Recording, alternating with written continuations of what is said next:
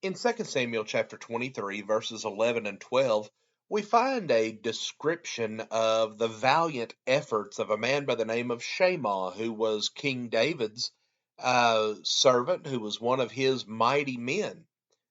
This noble event that is recorded about him was his defense of a piece of farmland.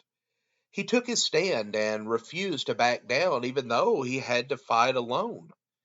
Well, of course, he was not truly alone, even though the people had fled. The text makes it clear that the Lord brought about a great victory on that day. But Shammah had to be willing to stand his ground and fight. Well, what's interesting about this passage is that there is no indication given as to the location of this plot of ground. There's no mention of who owned it, what city was nearby, or the region in which it was located. The only information that is given about this land, besides what was grown there, was the fact that the Philistines had gathered in that place to fight. Because the enemy was there, that was the place where Shammah took his stand to fight. Well, as we apply this to our lives as Christians today, we first need to remember that we are in the midst of a spiritual war. Paul explained this to the church in Ephesus in this way. He said, "For our struggle is not against flesh and blood, but against the rulers, against the powers, against the world forces of this darkness, against the spiritual forces of wickedness in the heavenly places. Therefore, take up the whole armor of God, that you will be able to resist in the evil day, and having done everything, to stand firm." This is Ephesians chapter 6, verses 12 through 13. Here we're told that we are to put on the full armor of God because the ways of God are under attack. This is not a struggle against flesh and blood. As Paul told the brethren in Corinth, we do not war against the flesh, for the weapons of our warfare are not of the flesh, but divinely powerful for the destruction of fortresses. We are destroying speculations and every lofty thing that raised up against the knowledge of God, and we are taking every thought captive to the obedience of Christ, 2 Corinthians 10, verses 3 through 5. This is a battle between good and evil, a struggle to determine the difference between right and wrong, and a contest between the truth of God and the lies of Satan, and we must be prepared to fight this battle. And as we fight, we must stand our ground.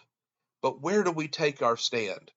Well, like Shammah, one of David's mighty men, we need to stand up and fight wherever the enemy has gathered to attack. Consider what Paul told the Galatians in Galatians 2, verses 3 through 5. "But not even Titus, who was with me, though he was a Greek, was compelled to be circumcised, but it was because of the false brethren secretly brought in, who had sneaked in to spy out our liberty which we have in Christ Jesus, in order to bring us into bondage. But we did not yield in subjection to them for even an hour, so that the truth of the gospel would remain with you." Well, during the time when Paul was writing this letter, there were many who were trying to compel Gentiles to be circumcised in order to follow Christ. Circumcision was a practice from the Old Covenant, and it had been taken out of the way as a religious requirement.